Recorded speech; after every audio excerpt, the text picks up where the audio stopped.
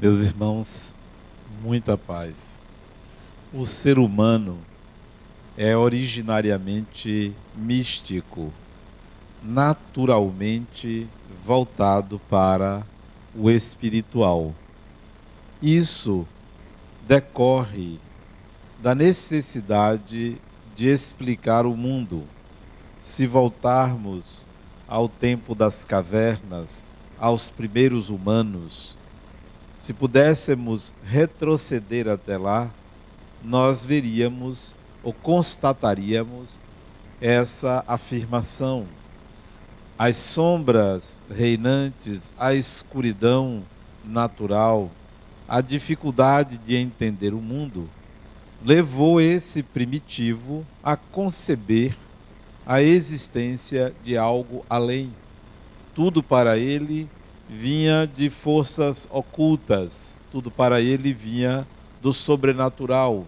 Os fenômenos da natureza eram catalogados, então, como proveniente de forças divinas. A divindade era concebida naturalmente, portanto, projetada nos fenômenos da natureza, projetada no raio, no trovão, na chuva, nos mares, nos rios, nas florestas, em tudo aquilo que o ser humano não pudesse explicar, passava a ter um caráter divino. E para, então, explicar esta dimensão espiritual, essa dimensão mística, para explicar aquilo que não era possível ser entendido pelo ser humano comum, surgiram aqueles indivíduos, digamos assim, mais abertos a essa percepção e se transformaram em pajés, em sacerdotes, em bruxos, que tinham dons que mediavam essa relação entre o humano e o divino. E esses indivíduos é que foram responsáveis pela tradição mística, pela tradição oculta, por aquilo que fugia da dimensão consciente, fugia do concreto. Mais tarde, com as civilizações, surgiram os chamados profetas, os indivíduos que vinham anunciando algo relativo a essa divindade. Surgiram as grandes religiões, tudo isso para explicar o mundo. Entendeu-se, então, que esse mundo, essa dimensão mística, isso que não era concreto, isso que não era visível, só poderia ser concebido pela fé. Então a fé surge, essa palavra, como sendo a capacidade humana de, além do concreto, além do que é material, conceber alguma coisa transcendente. Então a fé passou a ser a palavra dominante em termos religiosos. Tudo era, então, pela fé. E as pessoas, os indivíduos, nós, na civilização, passamos a entender que o mundo era regido, as circunstâncias assim aconteciam a partir de forças divinas. Então, tudo é regulado pelo divino. Tudo é regulado por forças sobrenaturais, transcendentes, cabendo ao humano seguir, aceitar, fazer de acordo com as regras religiosas. Por isso que ainda existem sociedades teocráticas, sociedades dirigidas por preceitos estritamente religiosos. Em pleno século XXI, nós ainda encontramos esse modelo. Mas mesmo aquelas outras sociedades que não seguiam uma religião transcendente, também se pautava ou acreditava que tudo seguia uma ordem superior. E a maioria de nós acredita nisso. As religiões se multiplicaram, as explicações a respeito do divino são diversas. No mundo todo nós vamos encontrar milhares de seitas e religiões, cada um concebendo o divino, o transcendente, o espiritual, o místico, de acordo com a sua cultura, de acordo com a sua história e com a sua tradição. Se nós pegarmos a civilização ocidental, da qual nós fazemos parte, o Ocidente, a predominância foi do cristianismo. O cristianismo, como modelo de explicação do sobrenatural e, portanto, do mundo, predominou e predomina até hoje. A civilização ocidental é predominantemente cristã. Então nós temos várias explicações. A fé cristã predomina, é a fé cristã que explica como é a natureza, como é a cosmologia, o surgimento do mundo, o surgimento das pessoas, e até hoje nós seguimos a fé como maneira ou forma de entender o mundo. É pela fé. Há religiões que se consagraram em dizer: basta a fé. Basta que você tenha fé, você está salvo, está tudo resolvido. E assim o Ocidente veio se constituindo, primeiro século da era cristã, segundo século, etc, etc. A religião, as explicações sobrenaturais passaram a ser regra, a ser política de Estado, a ser política pública, até que o cristianismo foi declarado no século IV a religião oficial. E surgiu então um poder religioso, o poder papal, o poder dos bispos, o poder dos cardeais, dos padres, dos sacerdotes cristãos. Eles é que determinavam tudo, até a cobrança de impostos, até mesmo determinando sobre a vida e a morte das pessoas. E isso se deu durante séculos, chamado de período do terror, a Idade Média, a Idade da Escuridão, em que o domínio religioso se sobrepôs ao domínio político e muitas atrocidades foram cometidas em nome da religião. Então, a fé se sobrepunha a tudo. Mas o ser humano não era fadado a isto. A religião era muito mais um instrumento de dominação do que de transcendência. A religião que deveria aproximar o ser humano de um entendimento a respeito do divino era mais um poder, era o principal poder. Ainda bem que não é, mas era. Tudo era determinado pela religião. E muitos indivíduos que nada tinham a ver com a religião usavam a religião para dominar as massas. E isso durou muitos séculos. No século XVII, início do século XVII, 1600 e poucos anos, surgiu uma ideia, uma onda, um pensamento divergente disso. Um pensamento divergente, vindo de um holandês, que escreveu um famoso e pequeníssimo livro que inaugurava uma outra ordem de ideias. De quem eu estou falando? É claro que todos vocês sabem qual o holandês e que livro ele escreveu, não precisa nem eu citar. O que ele trouxe revolucionou a tal ponto dele ser perseguido pela igreja, porque ele contrariava essa ideia. Uma simples ideia que estava contida em 3 palavras.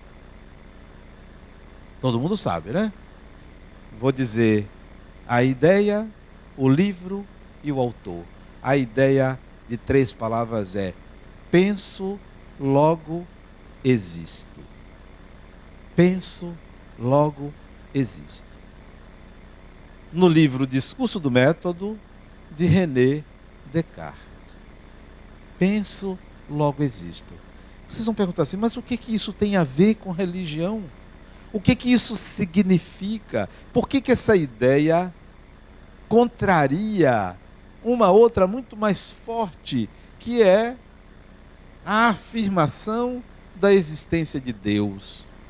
Porque com essa ideia, a existência humana é creditada simplesmente ao fato de você pensar. Se você pensa, você existe. Você não é uma criação de Deus.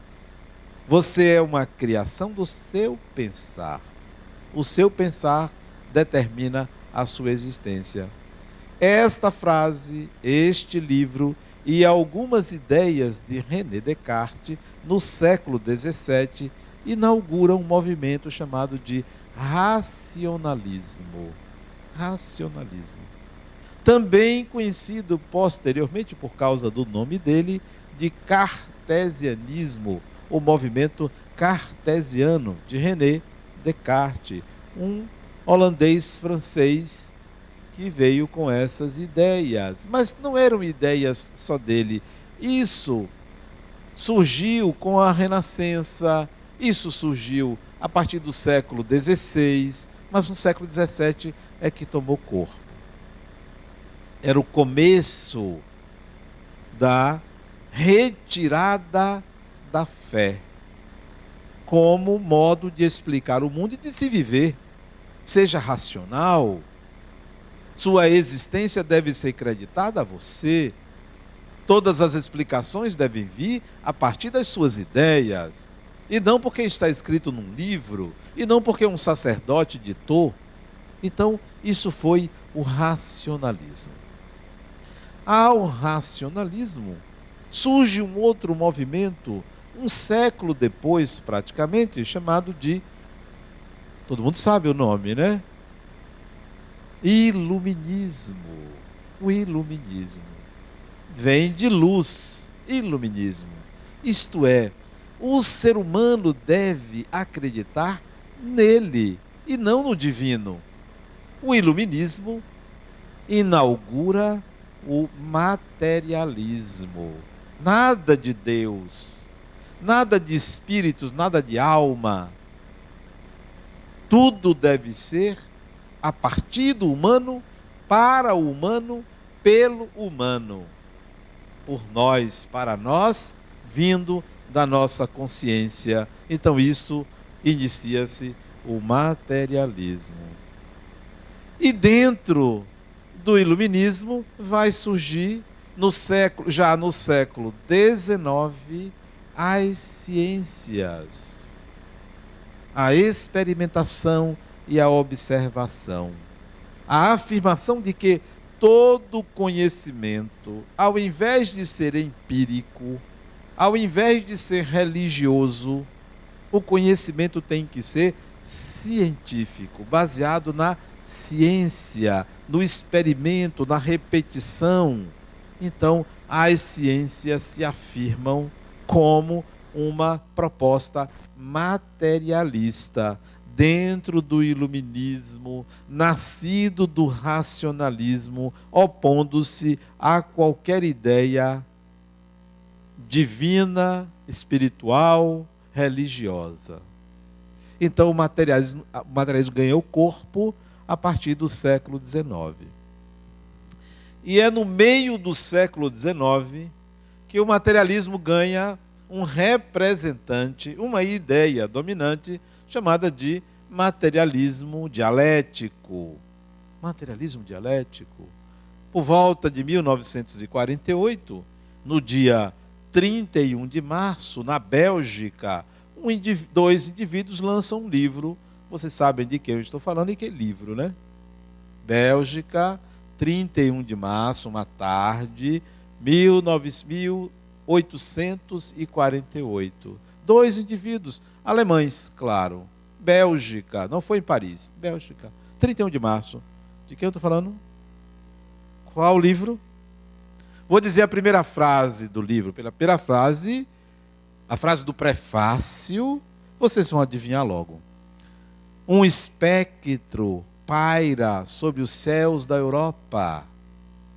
Lembram disso? O espectro do comunismo.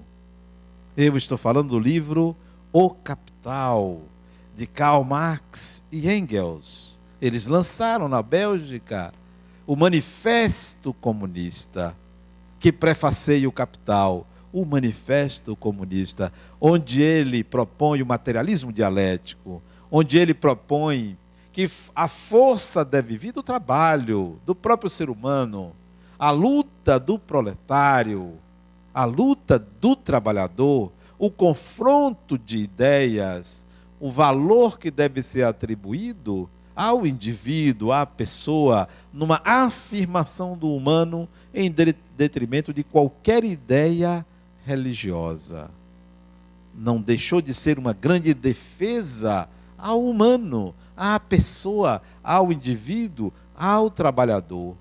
Então, o Manifesto Comunista reafirma o materialismo. Então, nós temos na sociedade duas grandes forças, ou tínhamos até o século XIX, até a metade do século XIX. De um lado, o espiritualismo, que contém toda a crença humana na existência de algo além da matéria. Seja o espiritualismo católico, seja o espiritualismo judeu, seja o espiritualismo budista, seja o espiritualismo xamânico. O que importa é que a humanidade se dividia entre os espiritualistas e, do outro lado, os materialistas. E esse materialismo cada vez mais ganhava corpo, porque as pessoas queriam se libertar da opressão espiritualista de determinar o seu destino, a sua vida, os seus costumes. Havia uma repressão muito grande aos instintos humanos, porque o espiritualismo ditava as regras numa teocracia absurda.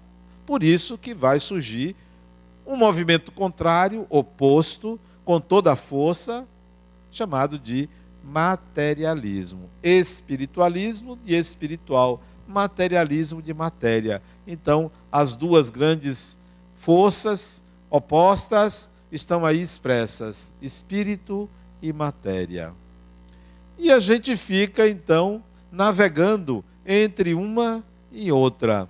Quantas vezes você não se viu em plena alegria, em pleno prazer, com culpa, porque o prazer foi associado à matéria. A alegria, a felicidade associada ao espírito. Então, todas as vezes que você tinha prazer, você se sentia culpado. Todas as vezes que você estava de acordo com uma ideia espiritual, você se sentia feliz. Então, matéria passou a ser sinônimo de algo ruim e espírito de algo bom. Tudo que era matéria levaria ao inferno. Tudo que era espírito ou espiritual levaria ao céu. E você então fica navegando entre o céu e o inferno, sem saber como alcançar um lado, porque o outro lhe chama todo dia e toda hora. Mas surge também no século XIX, aí vocês sabem, um outro movimento que vai estabelecer uma mediação entre o materialismo e o espiritualismo. 18 de abril de 1857, Allan Kardec lança o Livro dos Espíritos, inaugurando um movimento chamado de Espiritismo. Por que medei as duas coisas? Porque ao invés da fé e ao invés da razão proposta pelo Iluminismo, Allan Kardec vai apresentar uma ideia chamada de fé raciocinada. Portanto, a união da fé com a razão. Porque a fé sozinha, ela é ambivalente. Ela tanto pode lhe levar à libertação como a uma prisão. Porque o indivíduo que só tem a fé, ele pode muito bem ser fundamentalista e viver em função dessa fé. É ambivalente porque também a fé pode libertar, pode levar você a sair de uma situação extremamente aversiva, extremamente ruim, negativa, material, a fé pode lhe levar a algo melhor. Pode lhe apresentar uma outra dimensão, um outro mundo, uma outra forma de viver, uma saída para os seus propósitos. Então, a fé é ambivalente, ela sozinha. A razão ou a lógica pode lhe tornar uma pessoa fria, calculista, extremamente ligada à matéria, egocêntrica, para não dizer egoísta, vaidosa. Então, ela sozinha pode deixar você literalmente sozinho. Mas quando você junta fé e razão, a fé raciocinada, você tem que aliar duas forças opostas, matéria e espírito, espírito e matéria, porque eles são indissociáveis sob um determinado ponto de vista. E qual é o ponto de vista em que matéria e espírito são indissociáveis? Se você pensar assim, Deus criou o princípio espiritual. Princípio espiritual que evoluiu, em dado momento da sua evolução, adquiriu a chamada razão e foi denominado de espírito. Era princípio e tornou-se, com a sua individualidade, o espírito. Então hoje nós somos espíritos porque evoluímos e alcançamos a complexidade que a nossa mente tem, a complexidade do nosso ser. Mas essa evolução, essa aquisição se deu aonde? Por acaso se deu em alguma nuvem? Não. Essa evolução se deu no contato com a matéria. No contato com a matéria. É indissociável. Nós temos hoje sentimentos porque tivemos instintos. Sem os instintos não haveria sentimento. Nós hoje somos capazes de fazer escolhas racionais porque fizemos escolhas baseadas na recompensa, no prazer. Essas escolhas racionais hoje foi porque nós vivenciamos experiências aversivas ou não. Por que que uma criança, ou por que que um adulto não coloca a mão no fogo para se queimar? Porque aprendeu isso com tentativas, com acerto e erro, com erro e acerto. Então, o espírito não pode desprezar a experiência na matéria. Então, este casamento, espírito e matéria, passa a ser aceito na medida em que a gente entende que a evolução do espírito foi com um casamento com a matéria. E fazendo uma reflexão maior, eu costumo dizer às pessoas que não reprimam seus instintos. Não reprimam. Não tratem de sublimar seus instintos, porque isto é perigoso ao espírito. Tudo que você reprime vai um dia explodir. É como a água de um rio. Você bota a represa. Vai encher, isso vai transbordar, óbvio. Ao invés de reprimir os seus instintos, eduque-os. Portanto, aprenda a usá-los, porque eles são preciosos ao espírito. Educar os instintos, que é a mesma coisa que no rio você colocar represa e fazer uma usina. Aquela força bruta que poderia transbordar e destruir tudo, vai fluir naturalmente, gerando energia para beneficiar milhões de pessoas. Da mesma forma, o instinto. O espírito deve usar o instinto.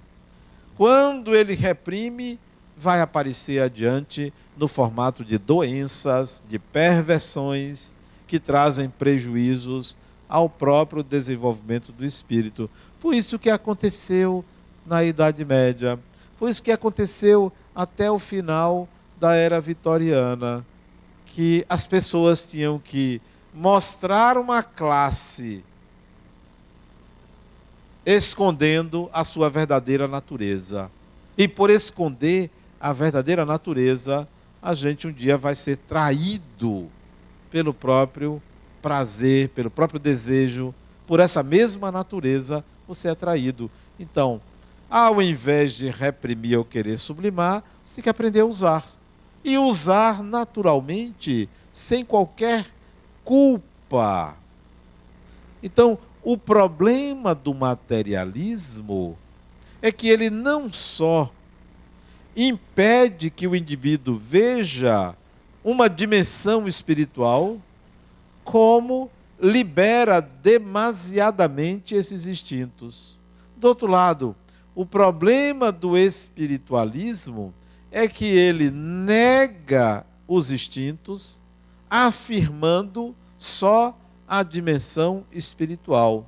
O Espiritismo vem e diz: espera aí, não despreze nenhuma coisa nem outra. Nós somos seres espirituais, mas também somos seres materiais. Não somos, como dizem por aí, seres espirituais vivendo uma experiência material, ou seres materiais vivendo uma experiência espiritual. Nós somos seres materiais e somos seres espirituais. Nós somos as duas coisas. Não é porque estamos encarnados. Quando estamos desencarnados, nós também somos seres materiais. Porque o espírito desencarnado, ele tem um corpo chamado perispírito. Um corpo semimaterial, portanto, constituído de matéria. Ele pisa no chão firme, ele sente dor, ele sente prazer, ele tem todas as sensações humanas. Então, é ainda uma vida material. Então, nós não podemos relegar a vida material como se ela não prestasse. E até por relegar a vida material, nós deixamos de contribuir para uma sociedade melhor, para uma sociedade mais justa, para uma sociedade equilibrada. Porque muitos vão para as igrejas, outros talvez até para o centro espírita rezarem, e a sociedade fica abandonada. A sociedade fica ao Deus dará. Porque para muita gente Deus resolve. Deus resolve. E essa de Deus resolve, você ainda diz assim: eu entrego a Deus. Entregou a Deus, sabe o que é que significa? Preguiça, incompetência, incapacidade, folgado ou folgada. Porque entregou a Deus, eu entrego a Deus. Não, você não precisa entregar a Deus. Porque o que é de Deus é de Deus. O que é do humano é do humano. E todos os processos que você vive lhe pertencem. São seus. Sabe o que é que não é seu? Que você não sabe e não tem o que resolver? É o dia que você vai morrer. Isso não lhe pertence. Isso não é seu. Definitivamente não é seu. E se você quiser determinar o dia da sua morte, isso não é de Deus. Isso passa a ser seu e você vai sofrer as consequências, que é o suicídio. O dia da morte de uma pessoa não pertence a ela, pertence a Deus. Quando é, você não sabe. E se soubesse, seria um desastre. O que é que pertence a Deus? Quem está no poder? Não, pertence aos seres humanos. Porque antigamente os reis diziam: eu fui escolhido por Deus. Eu sou a representação da divindade. Eles eram tratados como divindade. E ainda existem reis e rainhas que pensam que são divinos. São seres humanos com os mesmos problemas, com as mesmas dificuldades de nós outros. Mas tem quem adore, por achar que a rainha A, a rainha B são seres humanos. De divindade não tem nada, a não ser o título que ganharam na terra. Mas espiritualmente, não há rei, não há rainha. Quando desencarna, ou vai para um umbral, ou vai para algum lugar que tem uns protegidos, que protegem, mas não tem nenhum caráter de superioridade. Então, tudo que você vive, você não deve entregar a Deus. Você que deve resolver. Você que deve fazer por você. Você que deve buscar crescer. Quando você desencarnar, aí você vai ver que o mundo espiritual também não deve ser entregue a Deus. O mundo espiritual é dos espíritos, é de nós mesmos depois que desencarnarmos. Mas a gente acredita, e tem gente que acredita que desencarnou, vai para a mão de Deus. Desencarnou, vai encontrar com Deus. Desencarnou, vai sentar à direita de Deus. É tanta gente à direita que já deu a volta na Terra. Porque não dá, é muita gente. E tem outros assim, você vai segurar na mão de Deus. Não dá, é muita gente segurando numa mão só. Porque são ideias humanas a respeito de Deus. Nós transformamos a divindade numa pessoa. Nós transformamos Deus naquele indivíduo, seja homem ou seja mulher, a maioria acha que é homem, que vai resolver tudo, vai livrar você do mal.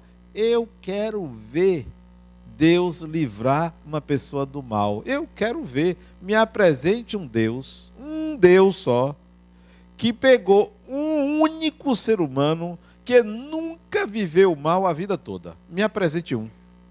Porque é do divino as duas faces, tanto bem quanto mal. Você vai dizer, mas que absurdo, Deus fazer isso? Me apresente um ser humano que foi livrado do mal. Me apresente um. Alguém conhece? Alguém conhece uma família que nunca morreu ninguém na família? Não tem. Todo ser humano atravessa isso. E não é porque nós somos pecadores ou porque nós fazemos o mal. Porque é inerente ao humano viver as experiências que ele próprio, o ser humano, considera o mal. Ele próprio considera.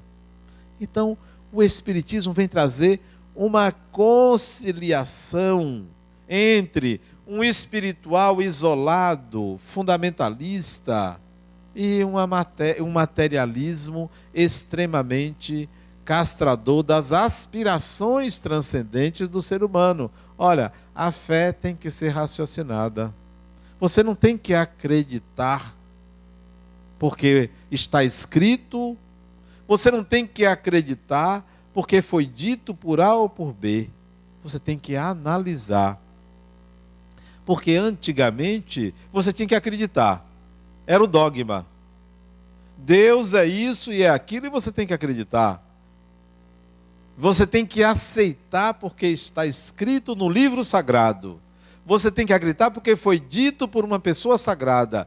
Então, tudo era determinado pela religião. O Espiritismo diz não, definitivamente não. Se o Espiritismo disser uma coisa e que estiver em desacordo com a ciência, abandone o Espiritismo, fique com a ciência. Mais ainda, Allan Kardec dizia, é melhor rejeitar 9 verdades do que aceitar uma mentira. Você não tem que acreditar, você tem que pensar e deduzir. É por uma dedução, e não porque alguém lhe disse. Então alguém disse para você, existem espíritos, e você vai acreditar porque alguém disse? Não, pois assim era no passado, e assim é para muita gente. Crentes, são crentes, vivem como crentes. Eu tenho uma amiga que ela estava me dizendo que ela esteve numa cidade, eu não estou lembrado qual foi a cidade, uma cidade do sul, em que ela foi a uma igreja do reino do reino, como é o nome? Do reino, da Igreja Universal, do reino de Deus. Ela foi a igreja. Que era enorme a igreja. Que a igreja cabia mais de 10 mil pessoas. E eu já fui numa igreja, deu até vontade de falar na igreja, claro, sobre espiritismo, mas não ia conseguir, né? Foi lá em Campinas. Eu fui fazer uma palestra num centro espírita, perto da Igreja Universal. E é um templo enorme, causa inveja a qualquer pregador. Não tem pregador que não olhe se eu gostaria de falar num lugar desse. E deu vontade. Não me lembro se ela esteve lá. Ela disse: Adenauer, é muito grande, muita gente. Eu fui mais por curiosidade, eu fui com uma amiga. Fui para conhecer, eu não sou evangélica, não tinha interesse, mas ela me convidou, eu estava com ela, estava hospedado em casa dela, eu fui. É um negócio enorme e o discurso é único. Você tem que ter fé, você tem que crer em Jesus. Se você acreditar, você está salvo. Mas no final da pregação, não deixe de deixar a sua cota. Para que você quer esse dinheiro? Esse dinheiro pertence à matéria. Você tem que se ligar a Deus. Então, esse discurso, que não é só da Igreja Universal, é do espiritualismo em geral. Um filósofo alemão chamado Schopenhauer, ele pregava isso, que o mundo é mera representação. O que importa é o espiritual. E a gente tem muito essa ideia. Não, o espiritismo nem é materialista, mas não é fundamentalista no mundo espiritual que decide tudo. Como alguém pode chegar aqui e dizer: Adenauer, por que você não troca essas cadeiras, bota amarela? Ah, não, os espíritos escolheram. Eu não admito que um espírito venha determinar a cor de uma cadeira aqui no centro, ou que a arrumação deve ser dessa ou daquela maneira. Onde está o discernimento humano? Mas não, tem pessoas que seguem à risca o que os espíritos dizem, contrariando o próprio espiritismo, que prega a universalidade de ensino dos espíritos. Mas tem gente que não. O médium fulano de tal disse, é a verdade, contrariando o próprio espiritismo. Isso tem que vir de muita gente. O espiritismo prega o bom senso. Não é porque o médium A, por mais respeitável que seja, disse uma coisa, é a palavra do espiritismo. Não é, é a palavra daquela pessoa. Tanto é que o que vocês ouvirem aqui, saindo inclusive de mim, não é a palavra do espiritismo, é de um pregador, é de um espírita. Mas não é do espiritismo. Quem fala em nome do espiritismo é Allan Kardec, já desencarnou, está lá escrito. O mais são intérpretes. São visões diferenciadas que cada um deve tirar suas conclusões. Então vocês vejam que o espiritismo não está nem de um lado, nem do outro. O materialismo é um inimigo do espiritismo? É, mas ele não pode ser desprezado como cidadania, como trabalho honesto, como cuidados com o corpo, como felicidade na terra. Não é um materialismo rigoroso. O espiritismo prega que nós somos espíritos, mas nós somos pessoas e não podemos desprezar esse caráter da pessoalidade. O espiritismo, portanto, está ali no meio. Nós estamos conscientes da existência dos espíritos, não é porque Allan Kardec disse, mas por uma reflexão, por uma conclusão, por uma consciência. Se viesse a ciência e dissesse: olha, espírito não existe, claro que isso seria impossível, bom, ficaríamos com a ciência. Só que o espiritismo está nas leis da natureza, então não tem como ser negado. Mas se um espírito, em nome do espiritismo, dissesse: olha, gente, tem vida humana na lua, eu mandaria esse espírito plantar batatas. Por quê? Porque não tem vida humana na lua. Porque não se encontrou, só se for em algum buraco. E ele vai ter que mostrar que tem um buraco lá onde é que está. Porque eu fico com a ciência. Pode ser o espírito mais respeitável. Não tem. O outro disse: tem vida em Marte. Não tem. Até agora não achou. Só se Marciano, repito, está debaixo da Terra, de Marte. Porque em cima não se achou. Então, por mais respeitável que seja o espírito que disse uma coisa, mas se a ciência prova o contrário, o Espiritismo diz, fique com a ciência. E olha que a ciência é chamada de materialista. Nem por isso o Espiritismo é materialista. É uma doutrina evolutiva. Mas tem gente que parece que não raciocina. Vê o Espiritismo como se nós estivéssemos no século XIX. Outros veem o Espiritismo como se a gente estivesse em Jerusalém, pregando um evangelho totalmente retrógrado, não avaliando e não integrando os séculos de evolução da sociedade, de evolução humana. Um outro dia disse Adenauer, ele me perguntou, meu paciente, o que é que você acha do casamento gay? Eu disse, natural, uma evolução das relações. Mas Adenauer, isso não está na Bíblia. Eu disse, meu amigo, na Bíblia também não tem celular. Então você devia ser contra. Você devia ser contra o celular, não tem na Bíblia. Na Bíblia não tem televisão, você devia ser contra. Não é uma mentalidade tacanha, atrasada. Quer dizer que não está ali é proibido. Não, a sociedade evolui. Nós evoluímos. Ah, mas Nostradamus previu. Outra bobagem, né? Quer dizer, Nostradamus previu tudo. É uma mente privilegiada. Deve ser um supercomputador. Previu coisa nenhuma. Todo mundo pega palavras e diz, olha, isso aqui sim. Isso aqui, ele previu a ida do homem à lua. Previu coisa nenhuma. Ninguém previu. Isso não é, tem coisas que não são possíveis de serem alcançadas pela mente humana, por mais privilegiada que seja. Nós temos que ter discernimento que nós estamos vivendo uma era nova,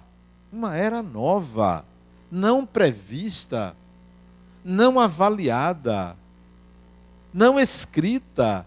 E aí é onde entra a criatividade humana. Não, mas antigamente o ser humano não é criativo. Tudo novo é de Deus. Tudo novo é de Deus. Ora, então nós somos autônomos, nós somos, vamos usar uma palavra similar, né? Nós somos máquinas, marionetes? Não somos. Exatamente por sermos criação divina, é que nos é dado a criatividade, a capacidade de inovar, porque isso é do divino entregue ao humano. Então, tudo que existe assim é por nossa responsabilidade. Nós somos assim. Eu estava assistindo uma entrevista de 2 engenheiros. E eu fui engenheiro. Tem 20 anos que eu não pratico a engenharia. 20 não. Tem 15 anos que eu não pratico a engenharia. Eu sou psicólogo. Fui engenheiro. E estava assistindo, achei o debate interessante. E um deles estava dizendo, olha, as fábricas de amortecedores agradecem a nossa burrice. Nossa burrice? Isso eu vou explicar. Antigamente, as nossas ruas, mas quando ele disse nossas ruas, ele falou dos Estados Unidos. O pavimento era 15 centímetros. No Brasil se inventou a moda de tirar a camada mais grossa e botar um pavimento mais pobre. Por isso que não resiste às temperaturas, aparecem os buracos e as fábricas de amortecedores agradecem. O nome disso é burrice. Burrice nossa. Preferimos a pobreza do que a riqueza. Então, nós vamos continuar nas mãos de pessoas inescrupulosas que ganham em cima da miséria, da falta de inteligência. A quem pertence isso? Ou vocês acham que uma pessoa que vai andando de moto e a moto cai num buraco e a pessoa salta daquela moto, sofre um acidente e morre, a culpa é de Deus? Não, é nossa que fizemos isso. Pavimentos pobres, suscetíveis, frágeis a qualquer intempérie. Operação tapa-buraco. Outro me disse, Adenauer, o prefeito está fazendo uma coisa ótima. Operação tapa-buraco. Burrice nossa. Porque vem uma chuva, o buraco vai aparecer de novo. E gasta-se mais dinheiro. Todo ano é isso. E nós aceitamos. Ah, pavimentou minha rua. Pavimentou o quê? Colocou um chiclete, porque aquilo só pode ser chiclete. Vem altas temperaturas, vem a chuva, olha de novo os acidentes, as mortes. Não, isso é coisa de Deus. Isso é coisa humana. Então, o Espiritismo vem para tirar essa mentalidade retrógrada de entregar tudo a Deus, mas também para nos mostrar que se nós não tivermos uma visão espiritual da vida, vamos permanecer na matéria sem aspirar à nossa evolução espiritual. Essa é a proposta do Espiritismo. Não é nem um lado, nem no outro, mas a união dessas duas possibilidades. Você não deve perder a fé, mas cuidado com uma fé absoluta. Você não deve ser materialista, mas não deixe de cuidar do seu corpo, da sua vida material, porque ninguém vive sem um corpo. Até os espíritos precisam de um corpo. O Espiritismo veio para trazer uma luz diferente. Uma luz diferente. Nessa luz está inclusa a nossa razão. Você deve ter seu sistema de crenças. Você deve crer em alguma coisa para se sustentar. A sua espiritualidade deve ser calcada em algumas crenças. Mas eu proponho a você, vá substituindo sistemas de crenças em consciência. Eu preciso ter consciência disso. Por isso que você fica em dúvida. Será que existe mesmo? Será que é assim? Porque não integrou, não tomou consciência. É apenas uma crença. E uma crença, você pode achar que aquilo não era verdade. O outro, espírita. Espírita, mas tem espírita de todo jeito. Teve um câncer. E no mesmo ano que ele teve um câncer, a mulher dele morreu. Ah, mas por que isso comigo? Logo comigo? Eu fazia tanta caridade. Não, meu amigo, isso é um sistema de crenças que você criou. Porque de espírita, você só tem o rótulo, só tem o nome. Se fosse espírita, se veria espírito. Se realmente fosse espírita, sabe que a morte é libertação. Se fosse espírita e tivesse uma doença, entenderia que a doença no corpo está saindo. É resto de karma. Não, as pessoas criam um sistema de crenças que aquilo ali é inabalável. Se foi inabalável, é porque integrou, é consciente. Tem que ter consciência. A fé espírita não é a simples fé, ela é raciocinada, é em cima da razão, é com a razão. Fé mais razão. Então, o Espiritismo combate o materialismo, é contra o materialismo, mas nos leva e nos aconselha a cuidar da nossa sociedade, a cuidar do nosso corpo, não entregar tudo a Deus, porque, querendo ou não, nós somos representantes de Deus. Muita paz.